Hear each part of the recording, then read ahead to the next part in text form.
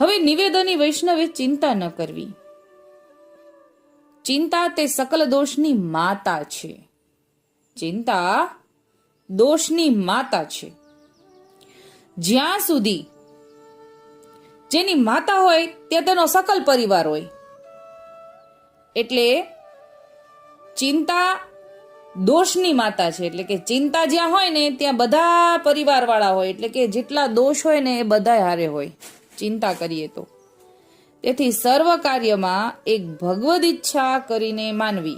નિજ ઈચ્છા કરીષ્યતિ, તેણે માર્ગે ચાલવું. એટલે કે જે કાંઈ પણ થઈ રહ્યું છે, સારું થયું છે તો બહુ જ આનંદમાં નહીં આવી જવાનું, બહુ જ ખુશી નહીં થઈ જવાનું, એ ઠાકોરજીની ઈચ્છા છે. અને બહુ જ દુઃખી પણ નહીં થઈ જવાનું, એ પણ ઠાકોરજીની ઈચ્છા છે. નિજ ઈચ્છા કરીષ્યતિ. નિવેદની વૈષ્ણવે એક પતિવ્રતાની ટેક રાખવી. પતિવ્રતા તે શું? પતિ જે ધણી, તેનું વ્રત, તે આચરણ કરે તે પતિવ્રતા. તે પુરુષોત્તમ સંબંધી સકલ સુખ પામે. એટલે કે ઠાકોરજી પતિવ્રતા એટલે શું? તો એમ કે છે કે ઠાકોરજીનું જે વ્રત પાળે, એટલે કે અનન્યતા અને ઠાકોરજીની આજ્ઞા પ્રમાણે જીવીએ, એ પતિવ્રતાનું વ્રત, એ આચરણે આપણે જીવન જીવીએ તો એ પુરુષોત્તમ સંબંધી સકલ સુખ પામે.